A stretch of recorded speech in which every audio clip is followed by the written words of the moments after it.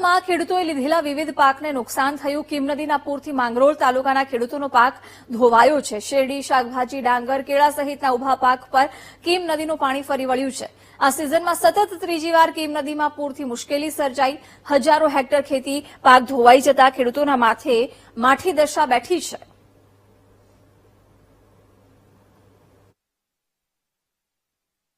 નદીમાં ભરપૂર પાણી આવવાથી ખેતરોમાં પાણી ઘૂસી જવાથી ભારે નુકસાન થયું છે અને મંડપ શાકભાજીનો મંડપ હોવાથી આખો મંડપ સૂઈ ગયો છે અને ખેડૂતોને ઘણું નુકસાન થયું છે। તો ઘણા ખેડૂતો છે કે જેને આ પૂરને લીધે નુકસાન થયું, કીમ નદીના પાણીને લીધે। સેઠી વેરાસા ગામના કેટલા ખેડૂતોને આ પાણીએ અસર કરી છે?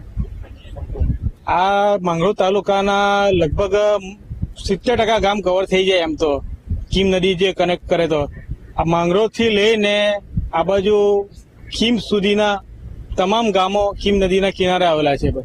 કીમ નદીમાં ભારેથી વરસાદ આવેલો પૂર આવ્યા તેના કારણે અમારી ખેતીમાં નિષ્ફળ ગયા છે પાકો। કેટલું નુકસાન છે? 70% સાહેબ। કયા કયા ગામોમાં નુકસાન? સેઠી, પોણઠા, ગોટી, લીંબારા, વેલાછા। શું માંગણી છે? રીસર્વે તાત્કાલિક થાય અને ખેડૂતોને વળતર પૂરતા પ્રમાણમાં મળવું જોઈએ। ત્યારે પૂરની પરિસ્થિતિ જોતા ઉપરવાસમાં ભારે વરસાદને કારણે કીમ નદીના ઘણા ખેડૂતો 70% નુકસાનીમાં પામેલ છે।